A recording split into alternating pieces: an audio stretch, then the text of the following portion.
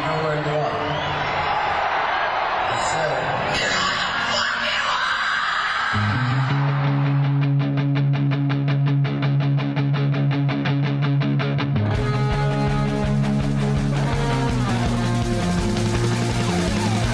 This is Appetite for Distortion.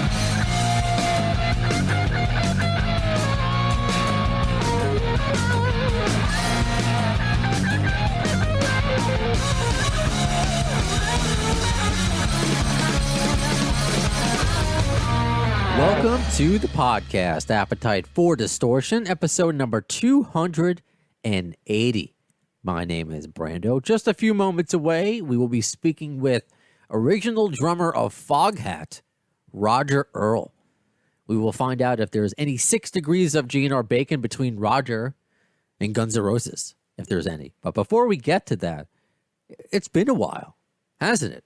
I mean, not if you follow on social media. You're well aware of where I've been, what I've done, what's going on. And I'll catch up more next episode, which I'm recording also today. I wanted to get this out to you quick because I'm officially back from vacation. I went to Arizona. I had lunch with Alan Niven one day in Prescott. I went to Utah. There's nothing in Utah for me to do. And I also went to Colorado, went to Chicago. I saw the Jersey Jack Pinball Factory. I'm going to get into all of that next episode as I record today, Monday, July 26th, with Rick, the band fan Dunsford. That's going to come later on today because I want to tell you about not just about my vacation. That's boring when radio hosts do that. I want to tell you about the Guns N' Roses sightseeing. I guess I did in some states, and I appreciate all of the fans that were kind of reaching out. It was hard to meet up with people because I was there for like a couple days, and then I was gone to, I was driving or I was on a plane or something like that. So that'll be all next episode, especially, if you're following on Instagram. And I also talked about this last episode too, but it really picked up traction on Instagram, where I'm getting honest and candid, which is the way I always do things, which I'm going to do things soon with Roger Earl, because I'm just going to go right into the interview because I'm working with him this morning. He's promoting his new CD, DVD, live album, and he's just talking to, 15 stations. I already X'd out of the schedule I have in front of me, but for 2 hours. And I asked him to fit in some time for me at the end. So I appreciate that. But I wanted to get this out to you as soon as possible because I miss you. And I want to talk to you what I've been talking to you about on mygnrforum.com, the thread that was created on Reddit. There was a Reddit thread created about my issues. I don't even want to say the word issues. My situation. It's a situation with, or maybe not. You'll help me decide. I'm going to break it down next episode with Rick Dunsford, with Team Brazil being blocked from interviews. So if you haven't heard about that yet, you hear about it now. And I'll get more into it, more involved with Rick, who is also deprived of fully enjoying his favorite band. We laugh because we cry. But first, let's just get back into the content. All right, let's talk to the original, the founding member of Foghat, keeping that Foghat flag high, Roger Earl. And if you listen to the podcast, I've been, coordinating with stations around the United States for 2 hours now, patching Roger in for these promotional interviews. And now it's my turn. Well, Roger, first of all, let me say thank you for getting through that. Is this Brandon? This is Brandon, yes. Thank you, Brandon. I know it was a little trying, but I think generally it went well. Thank you for your help. It's no problem. You were very professional. Thank you. No, thank you. And it's just interesting, and everyone has all these clever names for their radio show. Mine is Appetite for Distortion. I don't know if that impresses you. Appetite. Right. So for Distortion. Yeah. So you can only imagine what that's about. But obviously, I have a radio job. This is part of my radio job. I've been listening to you on the phone for 2 hours promoting the new Foghat And it's interesting. Then it comes to me, and sometimes I do take on these interviews, and I just got to think of questions not to ask you because you've been answering kind of almost the same questions for 2 hours now. Does that got to be professional? You are professional, but are you tired? Do you need like a break before we chat for a little bit? Do you need like a? No, I'm ready. Let's go. Okay, cool. So as you can tell by Appetite for Distortion, there's a Guns N' Roses theme. There's a lot of rock shows, a lot of talk shows, so I wanted to have a GNR theme. So I asked my listeners, is there any 6 degrees of what I call GNR Bacon? Are you familiar with that phrase? The Kevin Bacon? No. Well, it hasn't caught on yet, but have you heard of 6 degrees of Kevin Bacon? 6 degrees of separation, I've heard that. Yes, exactly. So it's the same kind of premise. I interview people, whether their connection to Guns N' Roses is obvious or not. So I asked my listeners, it was kind of hard to find one, and hopefully I can get one from you. This is from Black Suit Youth. 90s Foghat had Ed Zine on bass, who played in Hall & Oates. And that's where you just recorded your new album, correct? In Daryl's house? Yeah. All right. So then he goes, well, Robbie and Ray played live from Daryl's house, Ian from the Cult fronted the Doors, and then GNR opened for the Cult. That's his 6 degrees. A little bit better connection would be from Brandon Fields. That Slow Ride was played on the radio station in the video game that Axl Rose was the DJ of. So I don't know if are you aware of that? That the San Andreas video game? No, it's really cool that, a lot of our songs get played on video games and car games. I remember one time some band got upset because their version on Guitar Hero, they didn't want it on there. You can't pay for that kind of publicity. And apart from that, we got like a whole host of young fans like coming to shows. I mean, literally kids. This was just like maybe 15 years ago or more. Like when that came out, it was I'm fine with that. You want to play our record for a car commercial, fine. See, I no like problem. That. Right on. Because even as recent as the new SpongeBob movie that just came out last year. Yeah.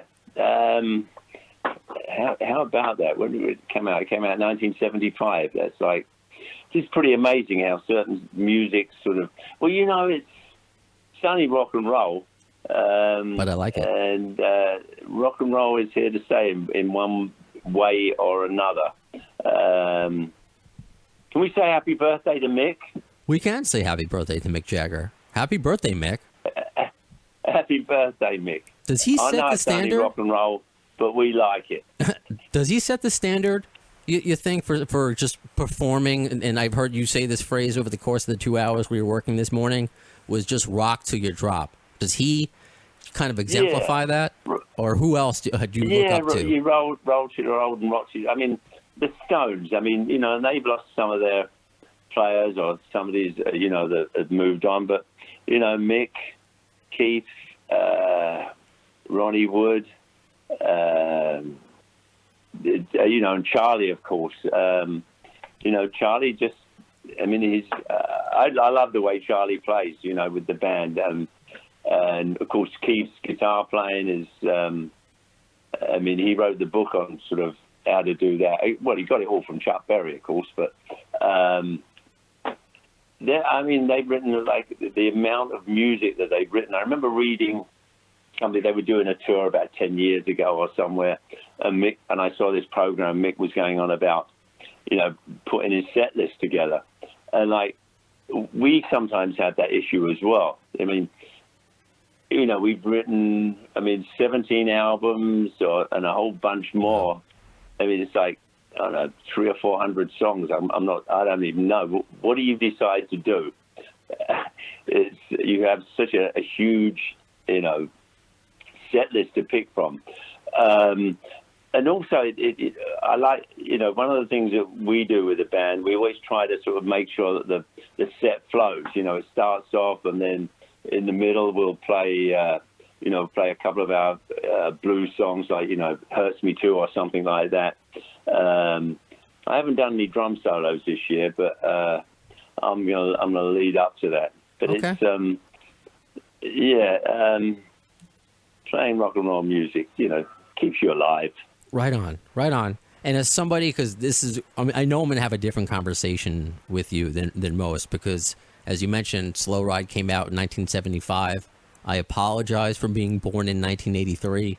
My parents didn't meet earlier. It is what it is. However, Foghat has been in my conscious since I've turned on the radio, literally. It's been on my favorite stations always. Fool for the City is Slow Ride. So you are as part of my childhood, even though I guess I kind of missed the boat. So that's why, before I lose it, because I want to get into, how you whittled down your 17 albums to just 14 tracks on the new record. But do you have any connection with Guns N' Roses, with GNR? Have you met? No, I don't know anybody in that band. Slash is a great guitar player. I know that about the band. He's a real talent. He plays great. I don't know much about the rest of the band. Slash can play guitar. He can play in Foghat anytime he wants. I would love to see that. Do you have, as a drummer, from the Guns N' Roses songs that you have heard, do you have a favorite? And I'm going to lead to other, again, I'm going to move on to, what you're doing now. No, not really.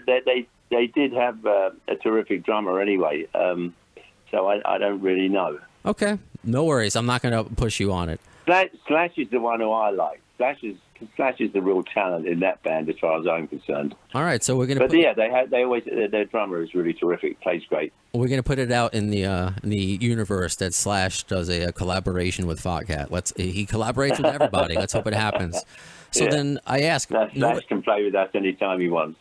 But nobody asked this, and just to completely switch gears, since you recorded 8 days on the road, your 14-track live performance, new CD, DVD package at Daryl's house, but nobody asked you, what's your favorite Hall & Oates song? I'm very curious. That might be difficult. I don't know. I mean, they made so many hit records. Actually, with the Hall & Oates, I was always impressed with their production of their records. Their production was always fantastic. They always had a great sounding record. And Daryl has a great voice. He has a very soulful voice. He's a great R&B singer. It was their production, I thought, that sort of made them. The sound of their records was always terrific. You heard a Hall & Oates song on the radio, and it's like, wow, check that out. But they were mostly keyboards and stuff like that, whereas, we're more of a, two guitars, bass and drums, rock and roll band. For sure. And it's great for people like me who didn't have the opportunity to see the original Foghat, but you've been with some of these guys for 20 years now, so it's a band. And that's another thing I want to make sure I bring up, that you have said in other interviews, that Foghat has always been a band. It's always been about the togetherness of the guys. So I'm curious what you would think of, because I looked at Quiet Riot like that, and with the passing of Frankie Banali, now it's the yeah, that was sad. Frankie Sure. Banali was a great drummer, nice guy too. And he gave the blessing to Alex Grassi to continue the name. So I guess, how do you feel about, and this is years from now, like if you were ever going to retire, or 100, you pass on, I don't even want to think about it, I don't even want to say it, I apologize, but would you ever consider doing kind of what I guess Quiet Riot has done, moving on with the name, with kind of anointing a new member, a new band, what Kiss is already talking about doing, moving on without Gene and Paul? Would Foghat ever do that without you? I've never really thought about it, actually, because I figured I'll go when the good Lord decides to take me. But I'm sorry for saying it. Until then, no, I'm going to be the drummer of this band, and I'm going to be in the driver's seat because that's my job. That's what I was put down here to do. I hear what you're saying, but I think that's something that other bands will do. I mean, I've met lots of musicians out there on the road, and it's really cool when, especially when you meet sort of younger players, especially drummers, from my point of view, and they sort of say something how they were impressed or inspired by something that they heard or saw when they saw the bands when they were kids. That makes you feel, what's the word? I don't know, like maybe you've been worthwhile with what you're doing. I mean, it's only music, but it's like, for me, it makes the world go round. Music is it's something that we can all share. You know, people with different points of view, different ways of looking at life, different political views. But when it comes to music, that's something we can share. And it's one of those things that brings us together. I think I said it earlier when I was talking to somebody else, like when we did the Moon Dance Jam the other day. It was a great feeling just to look out at that sea of humanity and all these grinning faces and people clapping their hands and singing along. It was, it made me feel really good. It made me feel, I don't know, pride is not a word I'd like to use, but it made, fulfilled, I got maybe? chills, like just looking out there and seeing these people that were happy, smiling. And after this 1.5 year nightmare that we've all gone through, and people have lost, loved ones, and it's been pretty horrific. But it was a wonderful feeling to be back out amongst the folks again, and making that joyful noise that we like to think we make. Yeah, and I'm obviously excited because you are going to be touring in my neck of the woods. I'm in Queens right now, but you're going to be in a great venue, the Paramount, September 11th in Huntington, Long Island. I don't know if you've played that. Oh, how do I forget saying that? There. Yeah. Where are you from, by the way? We played there a couple of times. You're going to be there? I could possibly be there because I forgot to. How did I not lead off with this? Where on Long Island are you living currently, if you don't mind me asking? I live in the Port Jefferson Harbor. I live just off the harbor. Okay. East of Torquay. I grew up in Baldwin Harbor. Then I went to high school in Dix Hills, which was not my too ritzy for me, but that's where my parents wanted to live. So I mean, I'm from Long Island, so I know it obviously very well. It's great that you live there now. Actually, I'm really looking. We played there a couple of years ago, and it was terrific. And of course, it's a local gig because I've lived in Long Island since 74. I think I moved here, and so I have a lot of friends. It was. I'm really looking forward to it. It's a terrific sounding venue. It's one of the few venues that are worth sort of supporting, I think, because they have some fantastic bands playing there. No, I love the venue. It was great. They also have really good food there. Yes, they do. Yes, they do. And they fought through the pandemic to stay open. And I'm glad they, because a lot of venues closed, that they were able to battle through it. But one last question, because it's important and something else that I caught on to you talking about throughout this morning, was that you and the rest of Foghat are vaccinated, and you wanted to make sure that the fans were protected and make sure nobody was at risk. So how do you feel about, if I can ask, about Eric Clapton and him not wanting to play shows where it's required? I guess, is that his right just to say that, or do you have an opinion? If you don't, that's okay. Look, everybody's entitled to their opinion, and I also think, you can't force people to vaccinate. I think, look, the bottom line is talk to your doctor, talk to your health provider. I mean, I understand why some people have reservations about getting vaccinated or don't want to. But it's not about you. It's about others. Mm-hmm. That's the way I see it.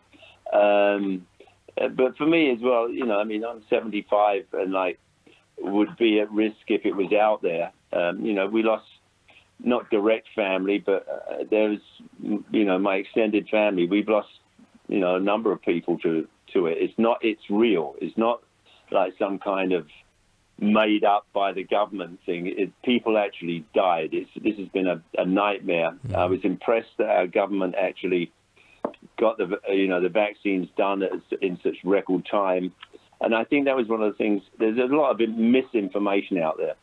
Bottom line, talk to your doctor, talk to your healthcare provider. They're the ones. That's their job. You don't have to listen to the radio stations or TV stations, talk to your doctor. And that's the best advice that I can give. And it's all about staying safe and keeping your fellow musicians, fellow friends, people out there, fans, keeping them safe. That's what it's about. You're a wise man, Roger Earl. You're a wonderful man because you've dealt with, again, 2 hours plus of interviews, and thank you for squeezing me in at the end. I just wanted to talk to you, and you were just a delight to work with, a delight to speak with, and I hope you get some rest, and I'll see you out on Long Island, I'm sure. I'll look forward to it, Brandon. Thank you again for your help. You've been terrific.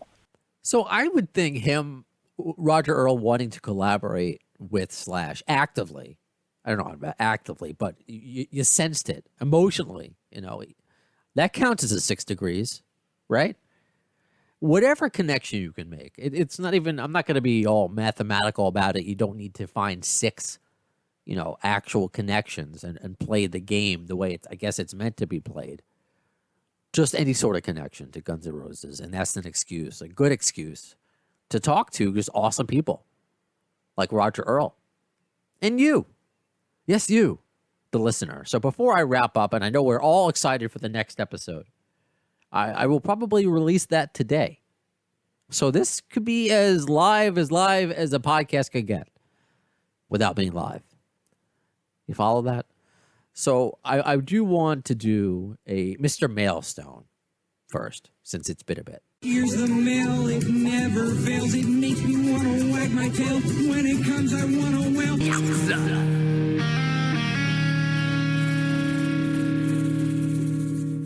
First, before I forget, because this is just a collection of the messages you send me on whatever platform. I read them. I appreciate them. I'm overwhelmed by them. It's amazing.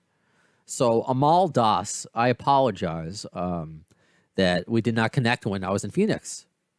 Wish I had known that you were traveling through Phoenix on your trip. Would have been cool to meet up. Well, Amal, I mean, you and I. By the way, I hope I'm pronouncing your name right. I am famous for mispronouncing names, so maybe it's a rite of passage if I do mispronounce it. I did post wherever I went, usually accompanied with a Not in This Lifetime lithograph.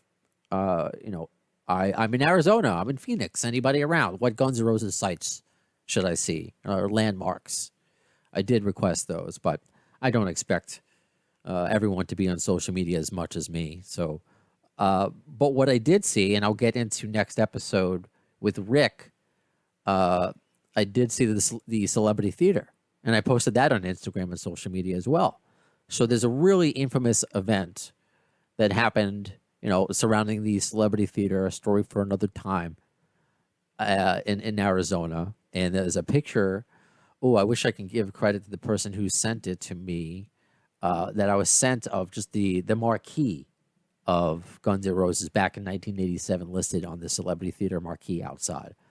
So I specifically asked my girlfriend, fiance. Sometimes I find myself just calling her wife. Just fiance it's too cumbersome of a word that I say too often. Yet I say the word cumbersome. And she was great. She would always do whatever GNR landmarks I wanted to drive by. So we just drove by that, and I did it kind of before and after of that. So that was fun. And then I met up. I had to drive up north. We had to drive not too much out of our way, a little bit. So that's why she's a great fiance, to Prescott, Arizona, where I got to meet up with Alan Niven. But there's a whole story there.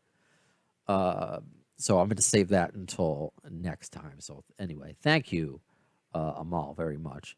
And one, I want to, I guess, sorry, Ken. I want to call you Ken Jr. Sometimes should I be giving out all your full names on this? Always tell me if I'm not getting a name right, and if you do want me to read a message specifically on Facebook, just send me your name and where you're from. I always like to know where all you folk are from. But also, I want to say sorry to Trevor Klopp from Minnesota. He wanted to ask Roger a question, and I completely boned that one. I kept it for too long, and he was already on for 2 hours, and I'm tired. I'm back from vacation, so I'm sorry, Trevor. But for Ken, he said that Foghat is terribly underrated and hell of a rock band. I should have said that to Roger. So again, I screwed up. it's, again, I got to get back into the swing of things here in the podcast. But Ken says something else that, and I have something else that mirrors a lot of comments that I get and that I have mentioned on Mr. Mailstone previously. And that's, we talk about Guns N' Roses. This is a Guns N' Roses themed podcast. I never want to call it a Guns N' Roses podcast because it's so much more. Case in point here. And Ken, you don't reveal anything personal, so I think it's okay for me to share. Just want to send you a late night message, and this is an appropriate late night message. Thanks so much for talking about mental health. It takes a brave person to talk about our challenges. I'm currently going through some depression like I have my whole life, but I promise you, your discussion of it makes it much easier. Thank you for being you. Thank you for taking the challenge of mental health on your platform. You are the best. All my best, Ken Jr. I'll try to leave you some anonymity. I mean, I got to say thank you, Ken, and to all of those who have sent me private messages about this. I had no idea how it was going to be received on a Guns N' Roses themed podcast, but I think you have to do it on a Guns N' Roses podcast. I may not know, I do not know everything about Guns N' Roses. I never claim to. I get a lot of things wrong. I try not to, but I have obviously a very vast knowledge of the band and the players, but I would argue that you, most of my listeners, are way more intelligent than me when it comes to Guns N' Roses.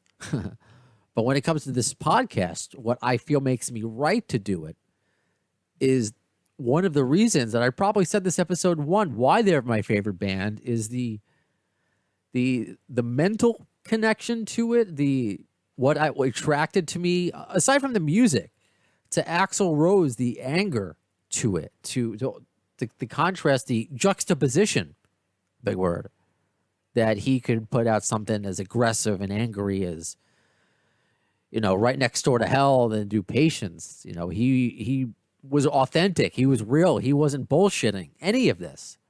None of it was fake. It was all real with Axl Rose, and I felt it, and I felt it with me. And I'm sure you guys felt the same. I still feel that way. It's a real deep dive, which we do on this podcast, and we'll do more into just the guys themselves. What makes them tick? What made them tick to make those records, to make those songs, and to make whatever good or bad decisions they've made? And do you relate to it? Is that why you are all here? Music is a language, a universal language, and we're all connecting here to this band. Their music is kick-ass. Yeah. That's what I thought at the beginning when I told Ian I thought this concept of doing a Guns N' Roses podcast was stupid. Yeah, Slash is awesome. Axl rules. How often could I say that? But for 280 episodes in, to talk about depression with Alan Niven, to talk about mental health and addiction and a disease with all these rock stars, to open up about it. And I have to open up about it because otherwise it's just the elephant in the room for me. Like, how can I just hear somebody talk about it and not share my experiences? But I think my experiences are going to relate to, and keep this in mind, I think, for the next episode, as we're going to talk about what my perception of what's going on with Team Brazil and I, Fernando and I, having never spoken to the man, but my perception of it is kind of my perception of working with Doug Goldstein on his autobiography while still being friendly with Alan Niven, given Alan's very public feelings on Doug, which are not favorable. I just don't want to pick sides. I see where people are coming from, and just as long as you are not a vindictive, piece of shit, it's okay if we don't agree on things. I may not agree. I may not like it, but let's communicate a little bit. Let's come to some sort of understanding, kind of agree to disagree kind of thing. So I want you to keep that in mind as we're going to have Rick Dunsford again on the the next episode of Appetite for Distortion, who, if you missed any of his previous appearances on Appetite for Distortion, they are all hidden, which I guess we'll get to. So if you want any of the hidden tracks of the AFD show, just DM me, like many of you have. Hey, where's this episode? Can I get it? Sure. Here you go. There you go. So we're going to talk to him. And also recording today, I don't know where I'm going to put it out, but Frank Hannon of Tesla will be coming on Appetite for Distortion. So if you have a question for Frank, get it in quick after this podcast is posted. Perhaps I can ask him. All right, so let's finish up, and let's eagerly start awaiting the Rick episode. So thanks again to Roger Earl Foghat. Thanks again to you for riding this podcast night train. When will you see the next episode? Well, in the words of Axl Rose concerning Chinese democracy, you'll see it, I don't know if soon is the word.